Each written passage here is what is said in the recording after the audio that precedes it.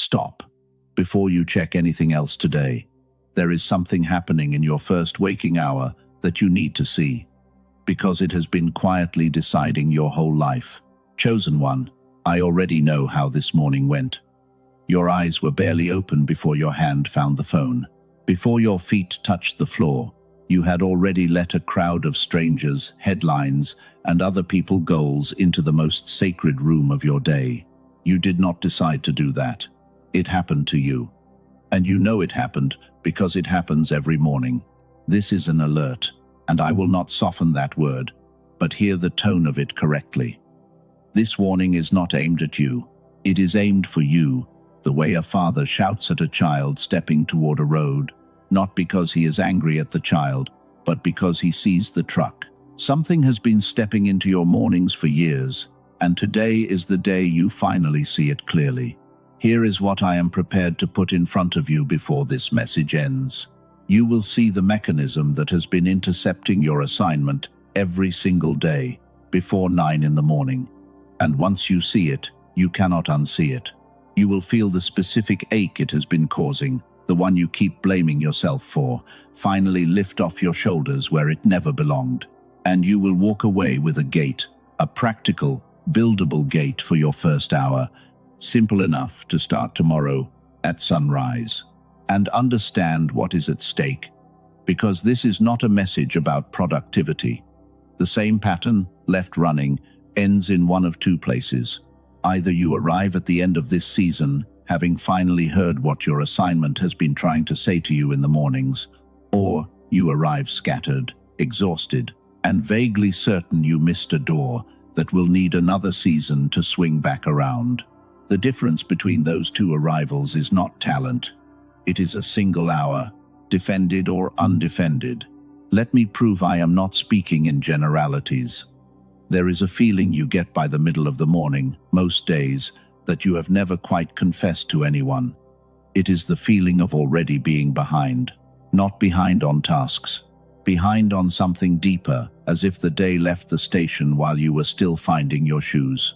You can be at your desk on time, coffee made, inbox open, and still feel like you missed something that mattered, something you cannot name.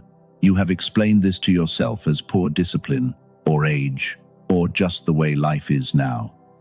None of those explanations survive what I am about to show you. Because that feeling is accurate. Something did leave without you. There is a window at the front of your day with properties the rest of the day does not have, and something has been arriving in that window ahead of you every morning, taking what was placed there for you. What is it taking, exactly? That is the right question, and the answer has a name I will give you shortly. For now, receive this much relief. The scattered, foggy, behind feeling was never evidence that you are failing. It is evidence that something worth stealing gets delivered to you each morning. Nobody robs an empty house. If that sentence just steadied something in you, respond while it is fresh. Type, "I hear the alarm" in the comments right now. Those words matter in this exact moment, because an alarm only serves the ones who admit they heard it, and what I show you next will only matter to the ones who are done sleeping through the raid. So let us name the thing. The symptom first, in full, because you deserve to see how deep it runs. You wake with a thin thread of something, a thought, a pull, sometimes half a prayer, sometimes just a sense that today could be different. It is quiet, and it is real.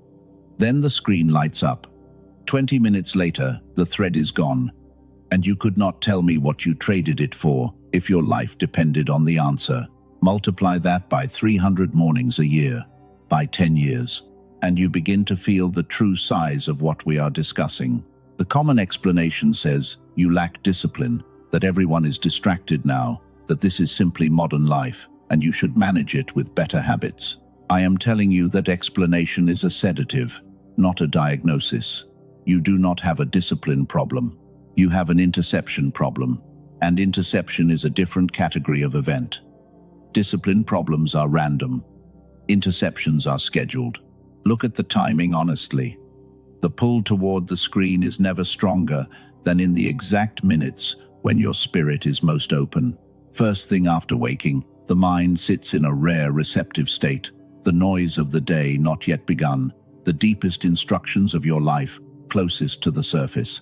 That is precisely when the grab happens. Not at noon, not at 4 in the afternoon, at the gate, before anything true has a chance to reach you. I call this the first hour hijack. The first hour hijack is the systematic seizure of your most receptive minutes by the loudest and least important voices available. And I want to be careful and honest with you here, as always. I am not telling you a demon lives in your phone, and I am not inventing a conspiracy of men in dark rooms assigned personally to you. I do not need to. The pattern works the same whether you frame it spiritually or practically. Whatever in your life benefits from you staying scattered, small, and reactive has one golden hour in which to secure that outcome, and it is winning that hour almost every day, uncontested. Now watch your own history rewrite itself in this light. All those years you called yourself lazy, unfocused, not spiritual enough, because your prayers evaporated and your intentions dissolved by breakfast. You were never weak, you were unguarded. A city with an open gate does not have a courage problem. It has a gate problem, and gates can be rebuilt. Feel the difference in those two sentences. One condemns you, the other hands you tools. There was a man in scripture named Nehemiah whose entire calling was rebuilding a wall, and while he worked, distractions came dressed as invitations, urgent requests that he come down from the wall for a meeting. His answer is one of the great sentences ever spoken. I am doing a great work, and I cannot come down. He said it 4 times, because the requests came 4 times. The hijack always retries. That sentence is about to become yours. Type, I will not come down, in the comments. Exactly those words, as your first act of gate building. And stay with me, because naming the hijack is only half the diagnosis. There is a second mechanism underneath it, the one that explains why you keep going back even when you know better, and until you see that one too, the wall stays half built. Here is the second mechanism, and this one lives inside you, which is why it survives every new resolution you make. Notice what actually happens when you reach for the screen in the morning. You are not looking for anything. You could not name what you hope to find. You check one app, find nothing, and immediately check another, find nothing, and check a third, and then, this is the tell, you circle back to the first one, as if something might have changed in 90 seconds. That circular motion has no destination. It is not information seeking. It is soothing. The usual explanation says you are addicted to your phone, and the word addicted lets everyone stop thinking. But watch closer. What you are actually doing in that loop is checking whether the world requires anything of you, whether anyone is upset, whether anything is on fire. It is a threat scan. Somewhere along the way, your nervous system learned that mornings are when bad news lands, when demands arrive, when you find out what you already failed. So it built a ritual of checking, a small anxious patrol that walks the same circle, looking for danger. I call this the scatter loop, and the cruelest thing about it is that it feels responsible while it robs you.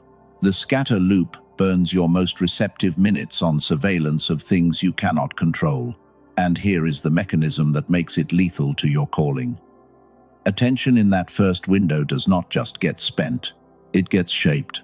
Whatever you attend to first trains your mind on what matters today, and the loop teaches it, every morning, that what matters is noise.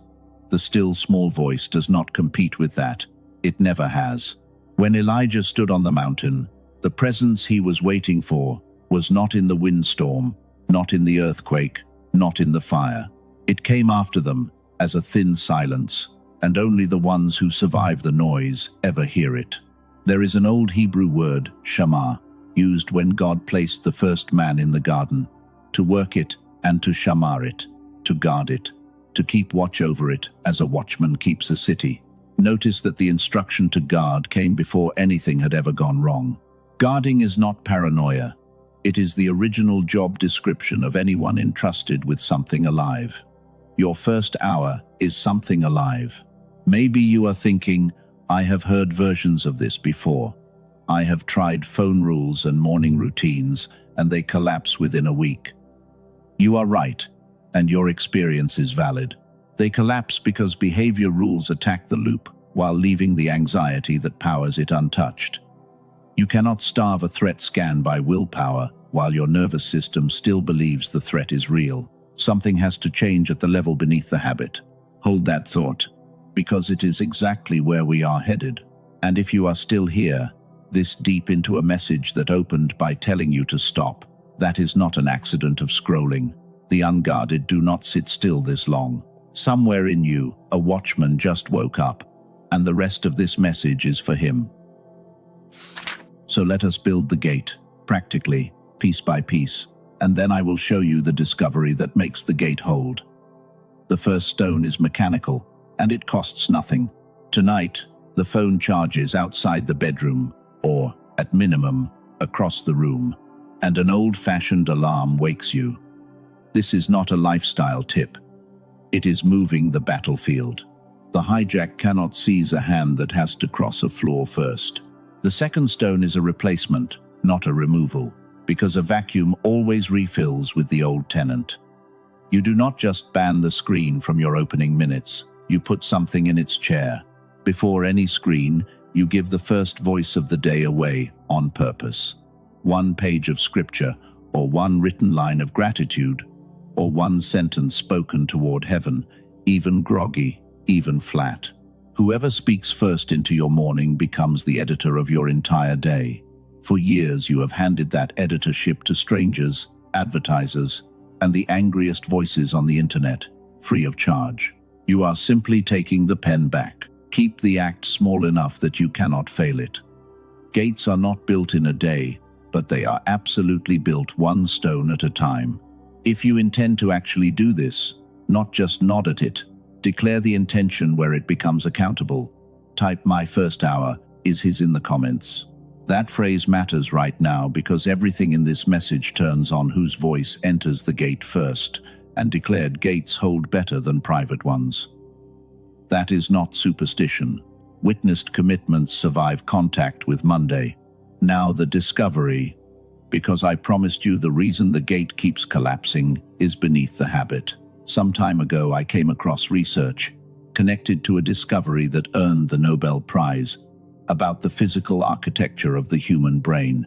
A small team of neuroscientists, led by a doctor in New York, who has spent more than 20 years on this, found that the scattered, foggy, reactive state most adults live in is not natural, not permanent, and not what you were born with. Something specific was switched off in almost all of us, slowly, without our consent. I will tell you exactly what they found in a moment. Until then, hold this question. What if the loop keeps winning because the part of your mind built to beat it is asleep? Here is everything so far in plain language. No images, no metaphors, because you should never leave a message like this with poetry and no map. What you now know is this. Your mornings have been taken by an interception pattern, the first hour hijack, and it is held in place from the inside by an anxious checking ritual, the scatter loop, which is a threat scan, not a character flaw. What you can do starts tonight. Phone out of reach, first voice given away on purpose, one small gate, guarded like the garden. And who does this make you? You are not a distracted person trying to become a productive one. You are a watchman receiving back his post, standing in the lineage of Nehemiah, who would not come down, and Elijah, who outlasted the noise. The watchman is back on the wall. But a watchman whose eyes blur cannot guard anything, no matter how much he wants to. What blurred them was never his fault. And what unblurs them, that is the last door this message opens. Do you remember the question I asked you to hold? What if the part of your mind built to beat the loop is asleep? Here is the answer, and it earned the Nobel Prize. In 1981, Dr. Roger Sperry was honored for proving that the human brain is two hemispheres designed to function as one, and that when they synchronize, the mind enters what researchers call whole brain activation, a state of calm, focus, and connected insight. In that state, the anxious patrol quiets, because a synchronized mind assesses instead of scans. Now, the finding that explains your mornings. Around 98% of young children test at creative genius level. Fewer than 1 in 1,000 adults still do. The difference is not age. It is accumulated desynchronization built by one-sided schooling, fractured attention, and years of survival stress. The scatter loop is not spinning because you are weak. It is spinning because the state of mind that dissolves it, the synchronized state you had as a child, went dormant. You have been fighting a daily battle with the best half of your army asleep in the barracks. A woman from California described the feeling perfectly. She had tried every practice her community offered, prayer, journaling, meditation, and kept believing the words without feeling the reality behind them. 10 days after finding what I am about to describe, she said something cleared, like a channel long blocked was suddenly open. Not because she finally became disciplined, because the receiver had been repaired. A man from Texas, a business owner carrying his whole family on a partly functioning mind, said prayer had begun to feel like talking into a wall. 2 weeks in, he woke with his head finally running on everything it was built to run on, and the fog so old he had stopped calling it fog was gone. That is because of what the team I am about to describe spent years building. A group of neuroscientists, led by Dr. Daniel Barone, a neurologist in New York City, took over an hour of clinical neural sync technology, the kind used in specialized medical settings, and compressed it into an 8-minute targeted auditory sequence. 8 minutes, headphones on, eyes closed. That is the entire protocol. They call it the Genius Switch. It is not a meditation app and not a mood soundtrack. And if you have tried things with wires and tones before, this is a different mechanism, engineered from the research of Dr. Sperry to resynchronize the hemispheres and reawaken the whole brain state. That was your birthright. And notice how precisely it fits the gate you are building. 8 minutes, first thing, headphones on, is a first-hour act. The same window the hijack has been seizing is exactly the window this was designed for. The Genius Switch is not for everyone. It is for the watchman who is done losing the gate, the chosen one willing to treat the fog as something with an address instead of a character flaw. Colleagues told Dr. Barone it would be a bargain at $500, next to neurofeedback at $300 an hour. It was released at $49. Today, on the official page, it is $39, with 4 free gifts, a guided visualization, a grocery guide on brain fog foods, a century-old manifestation classic, and a print of 5 habits for your ideal future. It carries an unconditional money-back guarantee. Listen, once or 100 times, and if it does not do for you what it has done for over 18,000 people, every dollar returns. One caution: look-alike tracks exist everywhere, and most contain no neural sync technology at all. The only verified source is the link in the description and in the pinned comment. If your spirit resonates, go read the page. Take your time there, and keep this in its right place. The tool does not replace God, does not pray for you, does not guard the gate for you. Every week the mind stays scattered is simply another week the watchman works, half-blind, and what is arriving in your mornings deserves better eyes. The wall itself, we now return to. One thing before the wall, and I will say it straight, because you have earned straightness. If you are honest with yourself right now, you already know whether this is one of the things you were supposed to act on today. Not think about. Act on. If the Genius Switch is that thing for you, the link is in the description and in the pinned comment. Go there before the scatter loop wakes up and files this under someday. 18,000 people did not wait for a more convenient season. The urgent alert at the top of this message was never about news. It was about this hour, the one you are in. Now come see what a guarded gate buys you. Picture a morning 30 days from now. The phone is across the room, still dark. You have given the first voice away on purpose, and 8 quiet minutes have passed with your eyes closed. Then mid-morning, in the middle of ordinary work, an idea arrives. Whole, the kind you used to lose.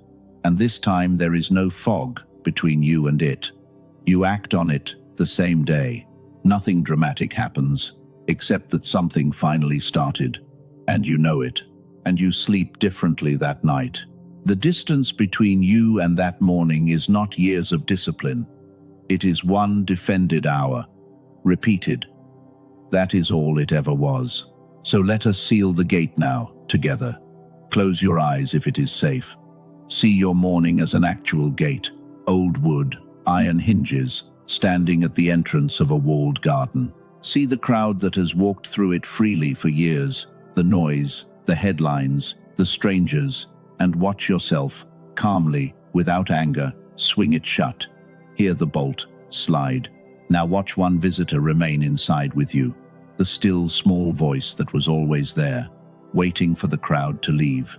Feel your breath slow as the garden goes quiet. That slowing is your body learning the new schedule.